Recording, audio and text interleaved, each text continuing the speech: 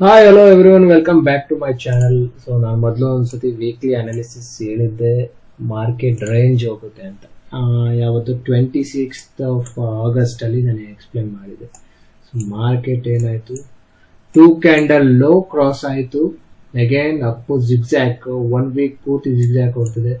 So if in case suppose ಈ range ಏನಾದರೂ cross ಮಾಡಿದ್ರೆ ಮೇಲ್ಗಡೆ ಹೋಗೋ ಪ್ರಾಬಬಿಲಿಟೀಸೂ ಇರುತ್ತೆ, ಬಟ್ ಇಲ್ಲ ಅಂತ ಹೇಳಕ್ಕಾಗಲ್ಲ. ಬ್ರೇಕ್ಔಟ್ ಆಗಬೇಕು. ಸೊ ಬ್ರೇಕ್ಔಟ್ ಆಗಿ ಐ ವೊಲಟಿಲಿಟಿ ಬಂದರೆ 40,100 ಮೇಲೆ ಏನಾರ ಕ್ರಾಸ್ ಆದರೆ ಖಂಡಿತವಾಗ್ಲೂ ಮೇಲ್ಗಡೆ ಹೋಗುತ್ತೆ. ಅಲ್ಲಿವರೆಗೂ ಕನ್ಸಲ್ಟೇಷನ್ ಐತೆ. Just zigzag movement, triangle pattern ಬರುತ್ತೆ ಅಂತ ಅನ್ಕೊಂಡ್ರೆ ಬಂದಿಲ್ಲ. So let's go to the stocks. ನಾನು ನಿಮಗೆ ಸ್ಟಾಕ್ಸ್ ಕೊಟ್ಟಿದ್ದೆ, 5 ಸ್ಟಾಕ್ಸ್ ಕಾಲ್ಸ್ ಕೊಟ್ಟಿದೆ. ಸೊ ಆ ಸ್ಟಾಕ್ಸ್ ಏನು ಮಾಡ್ತಾ ಇದೆ, ಸೊ ಯಾವ ಮೂಮೆಂಟಮ್ ಅಲ್ಲಿದೆ ಅನ್ನೋದನ್ನ ನಾನು ಇವಾಗ ನೋಡೋಕೆ ಹೊರಟಿದ್ದೀನಿ. ಸೊ ಈ ಜಸ್ಟ್ ನೋಡಿ, bank of Baroda 26th high 129.55 paisa ಇದೆ. ಸ್ಟಿಲ್ ಯಾವುದೇ ಟ್ರೈಲಿಂಗ್ ಸ್ಟಾಪ್ ಲಾಸ್ ಇಟ್ಟಾಗಿಲ್ಲ, 3% ರೂಲ್ಸ್ ಇಟ್ಟಾಗಿಲ್ಲ. ಸೊ ಸ್ಮೂತಾಗಿ ರನ್ ಆಗ್ತಾ ಇದೆ.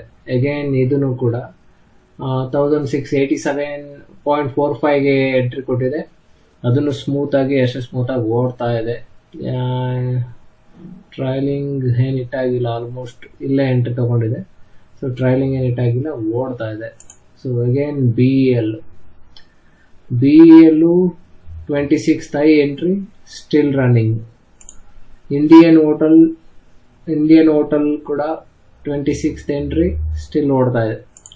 ABFRL ಎಕ್ಸಿಟ್ ಆಗಿದೆ. ಸೊ 26th ಹೈ ಮೇಲೆ ಎಂಟ್ರಿ ಆಗಿರೋದು, ಇದ್ರ ಲೋ ಅಲ್ಲಿ ಎಕ್ಸಿಟ್ ಆಗಿದೆ. ಇಫ್ ಸಪೋಸ್ ನಮ್ಮ ಟ್ರೈಲಿಂಗ್ ಸ್ಟಾಪ್ ಲಾಸ್ ಅಲ್ಲೇ ನಮ್ಗೆ ಎಕ್ಸಿಟ್ ಆದರೆ ಇವತ್ತು ನಿಮಗೆ ಎಷ್ಟು ಪ್ರಾಫಿಟ್ ಬರ್ಬೋದು ಅನ್ನೋದನ್ನ ನಾನು ಕ್ಯಾಲ್ಕುಲೇಟ್ ಮಾಡಿದ್ದೀನಿ. ಆ ಕ್ಯಾಲ್ಕುಲೇಷನ್ ನೋಡೋಣ ಇವಾಗ, just for your reference. So ಒಂದು ಕ್ಲಾರಿಟಿ ಇರುತ್ತೆ ಸ್ವಿಂಗ್ ಟ್ರೇಡಿಂಗ್ ಪ್ರೊಬಬಿಲಿಟಿ ಏನಾಗ್ಬೋದು, ಏನಾಗೋ ಚಾನ್ಸಸ್ ಇರುತ್ತೆ ಅಂತ. ಸೊ IND ಹೋಟೆಲ್ ಎಕ್ಸಿಟ್ ಆಗಿದೆ, ಮತ್ತೆ ABFRL 2 ಎಕ್ಸಿಟ್ ಆಗಿದೆ. ಸೊ ನಮಗೆ ಇವಾಗ 3 ಪೊಸಿಷನ್ ಇದೆ, BEL, bank of Baroda, Grasim. So suppose ಇವೇನಾರು trailing stop loss, trailing point or exit point ನಾನು ಇಲ್ಲಿ ಹಾಕಿರೋದು. ಈಗ ಟ್ರೈಲಿಂಗ್ ಪಾಯಿಂಟ್ 135. ಸೊ 5.45% ರಿಟರ್ನ್ ಕೊಟ್ಟಿದೆ. ಅಗೇನ್ 4.20% ರಿಟರ್ನ್ ಕೊಟ್ಟಿದೆ. ಅಂಡ್ ಗ್ರಾಸ್ ಸಿಮ್ 3.70% ರಿಟರ್ನ್ ಕೊಡುತ್ತೆ. ಅಂಡ್ BEL 6% ಟ್ರೈಲಿಂಗ್ಗೆ ಬಂದು ನಿಂತಿದೆ. ಇದು 0.5% ಪ್ರಾಫಿಟ್ ಬುಕ್ ಆಗಿದೆ ಅಂಡ್ 0.71% ಲಾಸ್ ಬುಕ್ ಆಗಿದೆ.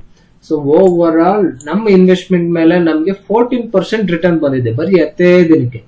ಸೊ ನೀವು ಒಂದೇ ಒಂದು ಕ್ವಾಂಟಿಟಿ ನೀವು ಬೈ ಮಾಡಿದ್ರು ನಿಮಗೆ 14% ರಿಟರ್ನ್.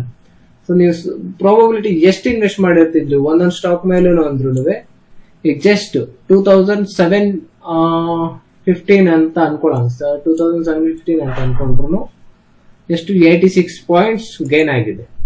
ಸೊ ಪರ್ಸೆಂಟೇಜ್ ವೈಸ್ ಹೋದಾಗ 14% ನಮಗೆ ರಿಟರ್ನ್ ಸಿಗುತ್ತೆ.